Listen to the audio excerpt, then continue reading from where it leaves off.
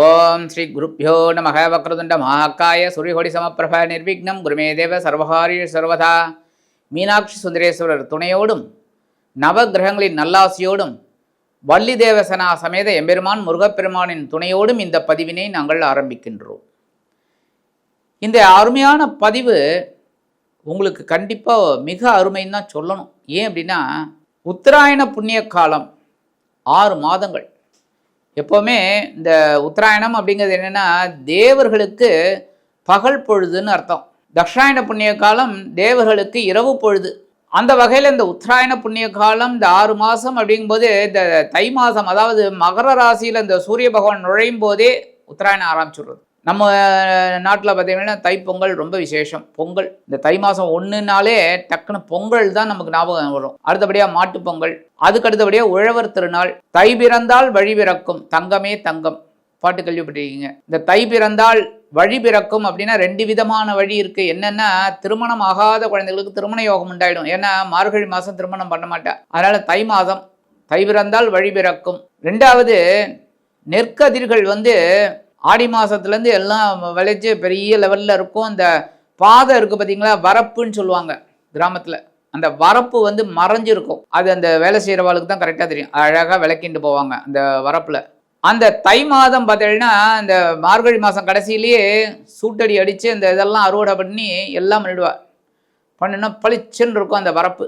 அப்போ அந்த வழி பிறக்கிறது அப்படின்னு சொல்லுவாங்க. அந்த தை பிறந்தால் வழி பிறக்கும். அந்த தை வந்தோடனே உத்தராயணம் ஆரம்பிச்சுடுறது. இந்த உத்தராயணம்ங்கிறது ரொம்ப விசேஷம். ஏன்னா தேவர்கள் எல்லாருமே பகல் பொழுது அப்படிங்கிறனால கண்டிப்பாக பகல் பொழுதில் எல்லாருமே முழிச்சுட்டு இருப்போம். வயசானவர்கள் தான் தூங்குவாங்க. இந்த உத்தராயண புண்ணிய காலத்தில் தேவர்கள் விழித்திருக்கும் காலம் அப்படிங்கிறனால இந்த காலத்தில் நம்ம நல்லதெல்லாம் பண்ண அதுக்கு உண்டான ஒரு ரெமெடி நமக்கு கண்டிப்பாக கிடைக்கும். எல்லா விஷயத்துலையும் ஒரு நல்லது நடக்கும். அடுத்தபடி அந்த சூரிய பகவான் இது வரைக்கும் தெற்குன்னு அங்கே பயணம் பண்ணிட்டு இருந்திருக்க, தெற்கு திசையை பார்த்து. இப்போ அப்படியே வடக்கு திசையை பார்த்து வருவார். இந்த ரதசப்தமி அப்படின்னு ஒரு நாள் வரும் தை மாதம்.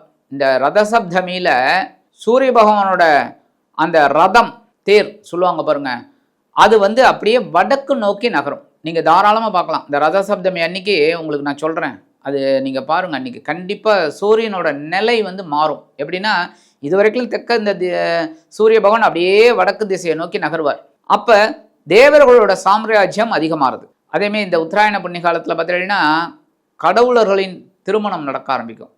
இந்த பங்குனி மாதம் பார்த்திங்கன்னா முருகப்பெருமான் திருமணம், சிவபெருமான் திருமணம், சாஸ்தா திருமணம், இப்படி ஏகப்பட்ட திருமணங்கள் நடைபெறக்கூடிய ஒரு காலகட்டம். அதேமாதிரி இந்த சித்திரை மாதம் வரும்போது பாருங்க, மீனாட்சி சுந்தரேஸ்வரர் திருக்கல்யாணம் வெகு விமர்சையாக மதுரையில் நடக்கும். இந்த உத்தராயண புண்ணிய காலத்தில் இன்னொரு பெரிய பாக்கியம் நமக்கு கிடைச்சிருக்கு. அப்படின்னா என்னென்னா, விஷ்ணு சகஸ்ரநாமம் அப்போ தான் அரங்கேறியது இந்த உத்தராயண புண்ணிய காலத்தில் தான். ஏன்னா இந்த மகாபாரத யுத்தத்தில் பீஷ்மர் அடிபட்டு கிடக்கார், அந்த அம்பு படுக்கையில் படுத்துட்டு இருக்கார். ஏன்னா அந்த ரத்தமெல்லாம் குருதியெல்லாம் வழிஞ்சு அப்படியே இந்த பூமியில் போகணும், அப்போ தான் என்னோட பாவங்கள் நிவர்த்தி ஆகும் அப்படின்னு சொல்லி அவர் அவரே விரும்பி அந்த தண்டனையை ஏற்றுக்கிறார். பீஷ்மர் பிதாமகர், பீஷ்மாச்சாரியார்னு சொல்கிறது. அந்த பிதாமகரே அந்த தண்டனையை அனுபவிக்கிறார். அவருக்கு கேட்குறார், எனக்கு உன்னோட திவ்ய தரிசனம் கிடைக்கணும் கிருஷ்ணா அப்படிங்கிறார். அப்போ கிருஷ்ணர் அப்போ சொல்கிறார், ஒன்றும் இல்லை, இப்போ விஷ்ணு சஹஸ்ரநாமம் அரங்கேற போகிறது, அந்த விஷ்ணு சஹஸ்ரநாமத்தை நீ காதார கேளு, அதுக்கப்புறம் உனக்கு மோட்சம்தான் அப்படிங்கிறார். உடனே வியாச பகவான் சொல்ல அந்த விஷ்ணு சஹஸ்ரநாமம் அரங்கேறது ரொம்ப அற்புதம். இந்த விஷ்ணு சஹஸ்ரநாமம் அவ்வளவு விசேஷம். அது எல்லாரும் சொல்ல ரொம்ப ரொம்ப நல்லது, பாக்கியங்கள் கிடைக்கும். நல்லபடியான அந்த பகவான் கிருஷ்ணனோட, அதாவது பெருமாளோட அனுகிரகம் கண்டிப்பாக நமக்கு கிடைக்கும். ஆக அந்த உத்தராயண புண்ணிய காலத்தில் தான் இந்த இது நடந்தது, விஷ்ணு சஹஸ்ரநாமம். அடுத்தபடியாக இந்த தை அமாவாசை ரொம்ப விசேஷம். அதாவது எந்த அமாவாசையிலையும் பித்ரு தர்ப்பணம் பண்ணலை அப்படின்னா ஒரு 3 அமாவாசை ரொம்ப ரொம்ப விசேஷம். என்னென்னா, தை அமாவாசை, ஆடி அமாவாசை, மகாலய அமாவாசை. மகாலயங்கிறது வெறுசு. அப்போ இந்த தை அமாவாசையில் எல்லாரும் பித்ரு தர்ப்பணம் பண்ணுறது நல்லது. அப்பா அம்மா இல்லாதவ, சரி, அது முக்கியமாக அப்பா இல்லாதவ கண்டிப்பாக பண்ணி ஆகணும்.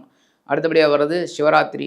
எப்போவுமே பாருங்கள், பெருமாளுக்கு உகந்தது வைகுண்ட ஏகாதசி தட்சிணாயன புண்ணியாலத்தில் வரும்.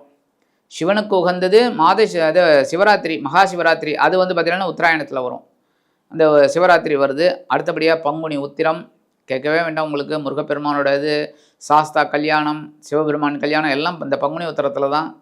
அடுத்தபடியாக இந்த சித்திரைனாலே உங்களுக்கு தெரிஞ்சிடும். மீனாட்சி திருக்கல்யாணம் எல்லாமே சித்திரை விஷு, அடுத்தபடியாக வைகாசி விசாகம், ஆணி திருமஞ்சனம், இது எல்லாமே வந்து உத்தராயண புண்ணிய காலத்தில் வர்றது. இந்த உத்தராயண புண்ணிய காலத்தில் ஒவ்வொரு விசேஷங்களும் நடக்கும். அதே சமயம் நமக்கு இந்த 6 மாதம் எப்படிப்பட்ட பலன்கள் அப்படிங்கிறத பற்றி நம்ம இப்போ தெரிஞ்சுக்கலாம். சப்ஸ்கிரைப் பண்ண அனைத்து இனிய நெஞ்சங்களுக்கும் எங்களது ஆசீர்வாதங்கள், நன்றிகள். இனிமேல் நாங்கள் பண்ணுறதெல்லாம் நிறைய உங்களுக்கு புதுசு புதுசாக வரும். ஒவ்வொரு விஷயமாக கிடைக்கும் உங்களுக்கு. அதெல்லாம் தெரிஞ்சுக்கணுன்னா கண்டிப்பாக சப்ஸ்கிரைப் பண்ணுங்கள், லைக் பண்ணுங்கள், கமெண்ட் பண்ணுங்கள், ஷேர் பண்ணுங்கள். நிறைய பேர் கேட்குறாங்க, சில விஷயங்கள் எங்களுக்கு நடக்கலையே சுவாமி. இது நான் சொல்கிறதெல்லாம் வந்து கோச்சார பலன்கள். இந்த எப்படி நடக்கும் கிரகங்களோட அமைப்பப்படி கோச்சார பலன்கள். உங்களோட ஜாதகத்தை பார்த்தா தான், அதாவது உங்களுக்குன்னு ஒரு பர்சனல் ஜாதகம் இருக்குது பார்த்தீங்களா, சுய ஜாதகம், அதை பார்த்தா தான் நமக்கு வந்து உங்களுக்கு என்ன விதமான பிரச்சனைகள், அது எப்படிப்பட்ட தீர்வு சொல்ல முடியும் அப்படிங்கிறத பார்க்கலாம். அதனால் உங்களோட ஜாதகத்தை நீங்கள் அனுப்பிச்சு பலன் தெரிஞ்சுக்கலாம். இப்போ அருமையான இந்த பதிவுக்கு நம்ம போகலாமா? அன்பான மிதுன ராசி நேர்களே, இந்த அருமையான காணொலியில் நம்ம பார்க்க போகிறது உத்தராயண புண்ணிய காலம். உத்தராயண புண்ணிய காலம் 6 மாதங்கள். நான் இன்ட்ரோலேயே சொல்லியிருக்கேன், 6 மாதங்கள். இந்த 6 மாதங்கள் எப்படிப்பட்ட மாதங்கள், எந்த மாதங்களில் நம்ம கொஞ்சம் கவனமாக இருக்கணும், எந்த மாதங்களில் சந்தோஷமாக இருக்கணும் அப்படிங்கிறத பற்றி நம்ம பார்த்துடலாம். ஃபர்ஸ்ட் ஆஃப் ஆல் தை மாதம். உத்தராயண புண்ணிய காலத்தில் முதல் மாதமே அதான். தை பிறந்தால் வழிபிறக்கும் தங்கமே தங்கம். பிறந்தால் வழிபிறக்கணும் அப்படின்னு நம்ம நினச்சிட்டு இருக்கோம். ஆனால் உங்களுக்கு எப்படி அப்படின்னா, இந்த மாதத்தை கவனமாக எடுத்துக்கொண்டு முன்னேற வேண்டும். கவனமாக இருக்கணும், உடல் ஆரோக்கியத்தில் கவனமாக இருக்கணும், வாகன பயணங்களில் கவனமாக இருக்கணும். ஏன்னா அஷ்டம ராசி, அஷ்டமஸ்தானம் அப்படிங்கும்போதே நம்ம கவனமாக இருக்கணும். புதன் இருந்தால் ரொம்ப நல்லது, சுக்கிரன் இருந்தால் பரவாயில்லை, அது உங்களை கொஞ்சம் காப்பாற்றி விடும். ஆனால் சூரியன் செவ்வாய் இவாள்லாம் இருக்கிறது கொஞ்சம் மத்தியம். அப்போ இந்த மாதம் நீங்கள் உடல் ஆரோக்கியத்தில் கவனமாக இருக்கணும், எடுக்கிற காரியங்களில் கவனமாக இருக்கணும், உத்தியோகத்தில் கவனமாக இருக்கணும், தொழில் வியாபாரத்தில் கவனமாக இருக்கணும். அப்போ தான் பொறுமையாக இருந்தேன்னா வெற்றி. அடுத்தபடியாக மாசி மாதம். மாசி மாதம் உங்களுக்கு எப்படிப்பட்ட மாதம்? அது ஆக்சுவலாக பிப்ரவரி 13 மார்ச் 14 வரைக்கும் இருக்குது. பரவாயில்ல, உங்களுக்கு ஒரு முன்னேற்றம் கண்டிப்பாக கிடைக்கும். ரொம்ப கரெக்டாக இருந்தீங்களா, போன மாதம் தை மாதம் கவனமாக இருந்தீங்களா, அதுக்கு அந்த கவனத்துக்கு ஒரு உயர்வு வரணும்ல, கண்டிப்பாக. அந்த வகையில் ராகு அங்கே இருந்தால் கூட கவலைப்பட வேண்டிய அவசியம் இல்லை. 9ஆம் இடத்துல ராகு இருந்தாலும் ரொம்ப கவலைப்பட வேண்டிய அவசியம் இல்லை. ஏன் அப்படின்னா, உங்களுக்கு இந்த இடத்துல குருவோட பார்வையும் விழுறது கொஞ்சம் ப்ளஸ். ஸோ சவாலை சமாளிப்பீங்க. உத்தியோகத்தில் ஒரு முன்னேற்றம், தொழில் வியாபாரத்தில் ஒரு ஏற்றம், நீங்கள் எடுக்கிற காரியங்களில் ஒரு விசேஷம் எல்லாமே நடக்கும். இந்த காலகட்டத்தில் ஒன்றே ஒன்று நோட் பண்ணி வச்சுக்கோங்க, உங்களுக்கு எதிர்பாராத ஒரு விஷயம் இங்கே நடக்கும். அது எது வேணாலும் இருக்கலாம். எதிர்பாராத ஒரு விஷயம், எதிர்பாராத திருப்பம். அதனால் கண்டிப்பாக அந்த திருப்பத்தை நீங்கள் ஏற்றுக்கொண்டே ஆக வேண்டும். அற்புதமான ஒரு திருப்பம் உங்களுக்கு இருக்குங்க. அடுத்தபடியாக இந்த பங்குனி மாதம் எப்படிப்பட்ட மாதம்? பங்குனி மாதம் உங்களுக்கு மிக மிக மிக அற்புதமான மாதம். ஏன்னா இந்த இடத்துல சனீஸ்வர பகவான் ஜீவனஸ்தானத்தில் சனீஸ்வர பகவான் இருக்கார், சூரிய பகவான் இருக்கார், 2 பேருமே திக்பலம். தொழில் ரீதியாக ஒரு மாற்றத்தை நீங்கள் விரும்புவீர்கள், தொழில் ரீதியாக. அதேமாரி உத்தியோகம் கண்டிப்பாக ஒரு திருப்பங்களுடன் நடைபெறும். என்ன திருப்பம் அப்படின்னா, ஒன்று ஊதிய உயர்வு, அல்லனா சம்பள உயர்வு, அதாவது இந்த பதவி உயர்வு, இதெல்லாம் கிடைக்கிறதுக்கு வாய்ப்பு இருக்குது. அரசாங்கத்துறையில் இருக்கிறவா ரொம்ப கவனமாக இருக்கணும் இந்த மாதம் எடுக்கிற காரியங்கள். ஏன்னா டிரான்ஸ்ஃபர் அது இதெல்லாம் வரதுக்கு வாய்ப்பு இருக்குது. அதனால கொஞ்சம் கவனமாக இருக்கணும். ஏன்னா அந்த டிரான்ஸ்ஃபரும் உங்களோட விருப்பத்துக்கு இல்லை பரவாயில்லைங்கிற விருப்பத்துக்கு போகணுன்னா நல்லது. எங்கேயாவது ஒரு காண்கணாத இடத்துக்கு தூக்கி அடித்தார்னா என்ன பண்ணுறது? அதனால் இந்த நேரத்தில் கவனமாக இருக்கணும் எடுக்கிற காரியங்களில். அரசாங்க உத்தியோகர்கள் ஆனாலும் உங்களுக்கு ஒரு மாற்றங்கள் கண்டிப்பாக கிடைக்கும். அடுத்தபடியாக இந்த சித்திரை மாதம், அட சொல்லவே வேண்டாம் ஐயா, இந்த சித்திரை மாதம் உங்களுக்கு அற்புதமான ஒரு மாதம். ஏன் அப்படின்னா, உங்களுக்கு இந்த மேஷ ராசி 11ஆம் இடம் லாபஸ்தானம், அங்கே சூரிய பகவான் உச்சமடைகிறார். 11ஆம் இடத்துல உச்சமடைகிறார் லாபஸ்தானத்தில். அதுவும் யார்? உங்களோட சகாயாதிபதி 3ஆம் இடத்து அதிபதி 11ஆம் இடத்துல உச்சமடைகிறது உங்களோட முயற்சிகளில் ஒரு வெற்றியை கொடுக்கும். அதனால் உடன்பிறப்புகளின் வழியில் இருந்து வந்த கசப்புணர்ச்சி மறையும். ஒவ்வொரு விஷயத்திலையும் உங்களுக்கு ஒரு பெரிய மாற்றங்கள் இனிமையாக கிடைக்கும். குடும்பத்தில் ஒரு சந்தோஷம் இருக்கும். சுபகாரிய நிகழ்ச்சிகள் நடைபெறும். மனதளவில் இருந்து வந்த அந்த குழப்பங்கள், வேதனைகள் எல்லாமே உங்களுக்கு அந்த நெகட்டிவ்லாம் சொல்ல அந்த நெகட்டிவ்னஸ் விலகி ஒரு பாசிட்டிவ் திங்கிங் கண்டிப்பாக கிடைக்கும். அற்புதம், முன்னேற்றமான ஒரு மாதம். இந்த மாதம் அப்படிங்கும்போது இந்த சித்திரை மாதம் உங்களுக்கு அற்புதமான மாதம். பொறுமைக்கு பெருமை சேர்க்கக்கூடிய ஒரு மாதம். நீங்கள் ரொம்ப பொறுமையாக இருந்து எழுபத்தேழு இந்த தை, மாசி, பங்குனி இந்த 3 மாதங்கள் பொறுமையாக இருந்ததுக்கு இந்த சித்திரை மாதம் உங்களுக்கு ஆக்சுவலாக பார்த்திங்கன்னா இந்த தையில் அறுவடை பண்ணுவாள் கரெக்டாக தை மாதம் மார்கழி கடைசியில். அது மாதிரி உங்களுக்கு இந்த அறுவடை நிகழ்ச்சிகள் நடைபெறக்கூடிய ஒரு மாதம், அற்புதமான ஒரு மாதம்.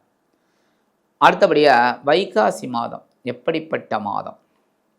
இந்த வைகாசி மாதம் அப்படிங்கும்போது பார்த்திங்கன்னா மே 15லேருந்து ஜூன் 14 வரைக்கும் இருக்குது. இந்த காலகட்டத்தில் நீங்கள் ஏகப்பட்ட விரயங்களை சந்திக்கக்கூடிய ஒரு நேரம். ஏகப்பட்ட விரயங்கள், சொத்து சம்பந்தமான பாகப்பிரிவினைகள் நல்லபடியாக நடக்கும். உத்தியோகஸ்தர்களுக்கு இடமாற்றம் இனிமையாக கிடைக்கும், அவங்க விரும்பிய வண்ணம். அதுவே தொழில் வியாபாரத்தில் முன்னேற்றம் அப்படிங்கிறதுக்காக ஒரு சிறிய முதலீடுகளை புகுத்தி முன்னேறுவீர்கள். அதுக்குண்டான காலகட்டம் இந்த காலகட்டம். அதெல்லாம் உங்களுக்கு சுப விரயங்கள். உடல் ஆரோக்கியத்தில் கவனமாக இருக்கும். அப்போ தான் மருத்துவ செலவுகள் வராது, அசுப விரயங்கள் வராது. என்னதான் ஒரு உடம்பு முடியலன்னு டாக்டர்கிட்ட போயிட்டு எழுதினாலே அவ்வளோதான், அது அப்படியே மைனஸ் தான்.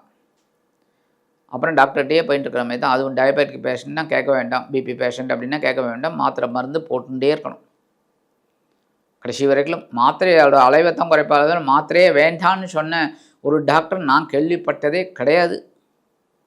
நீங்கள் யாராவது கேள்விப்பட்டிருக்கல? இல்லை. ஒரு டயபெட்டிக் பேஷண்ட் நல்லா கண்ட்ரோல் பண்ணி சூப்பராக கொண்டு வந்துட்டார். சரி சுவாமி, நீ இன்னமும் மாத்திரையே போட்டுக்க வேண்டாம்னு எந்த டாக்டராவது சொல்லியிருக்காரா? சொல்லலை, சொல்ல மாட்டார். அந்த மாத்திரைகளை சாப்பிட்டுட்டே தான் இருக்கணும். ஆக உடல் ஆரோக்கியத்தில் கொஞ்சம் கவனமாக இருந்தேன்னா அந்த அசுப மருத்துவ செலவுகள் குறையும். இந்த நேரத்தில் குழந்தைகளுக்கு திருமண வயதில் இருந்தால் அந்த குழந்தைகளுக்கு திருமண யோகம் உண்டாகும். மகனோ அல்லது மகளோ திருமண வயதில் இருந்தால் கண்டிப்பாக அவங்களுக்கு திருமண யோகம் உண்டாகும். அதேமாதிரி மிதுன ராசியில் இருக்கிற குழந்தைகளுக்கெல்லாம் திருமண யோகமும் உண்டாயிடும். ஏன்னா குருவும் ஜூன்லேருந்து மாறிடுறாரா, எங்கே உங்களுக்கு 2ஆம் இடத்துல வந்து அவர் உச்சமடைகிறார். சூப்பர். ஸோ குழந்தை கண்டிப்பாக கல்யாணம் ஆகிடும். அடுத்தபடியாக இந்த ஆனி மாதம். இந்த ஆனி மாதம் எப்படிப்பட்ட மாதம்? கொஞ்சம் கவனமாக இருக்கணும் உடல் ஆரோக்கியத்தில். ஏன் அப்படின்னா உஷ்டம் அதிகமாகும். ஏன்னா உங்கள் ஜென்மராசியில் தான் அந்த சூரிய பகவான் வந்து உட்காரு. அப்போ கவனமாக இருக்கணும். உஷ்டம் அதிகமாகலாம்ங்கிறதுனால உடல் ஆரோக்கியத்தில் கவனமாக இருக்கணும். பேசுகிற வார்த்தைகளில் கவனமாக இருக்கணும். டென்ஷன் கொஞ்சம் அதிகமாகும். எங்கள் உத்தியோகத்தில் கொஞ்சம் டென்ஷன் அதிகமாகும். வேலை பளு அதிகமானாலே டென்ஷன் தான் சுவாமி. ஒரு ரொட்டீன் ஒர்க்கை நம்ம பண்ணிட்டு இருக்கோம் அப்படின்னா பிரச்சனையே இல்லை. இந்த ரொட்டீன் ஒர்க்குக்கு மேலே போகும்போது தான் அந்த வேலை பலுன்னு சொல்லுவாள். அந்த மாதிரி அந்த வேலை பலு வரும்போது தான் நமக்கு கொஞ்சம் டென்ஷன் ஆகும். அதேமாதிரி தொழில் வியாபாரத்தில் இருக்கிறவளுக்கு என்றைக்குமே டென்ஷன் தான். ஏன்னா அவங்களுக்கு அப்படிப்பட்ட சூழல் இருந்தால் தான் அவங்களுக்கு வெற்றி. உட்காந்துட்டே இருந்தா தொழில் எப்படி போகும்? பரபரப்பாக இருந்தால் தான் தொழில். ஸோ தொழில் வியாபாரத்தில் இருக்கிறவ கொஞ்சம் கவனமாக இருக்க வேண்டிய மாதம். அதே குடும்பத்தில் சின்ன சின்ன குழப்பங்கள்லாம் இருக்கும். புருஷ மண்டாட்டிக்குள்ளே சின்ன சின்ன தகராறுலாம் வரும்.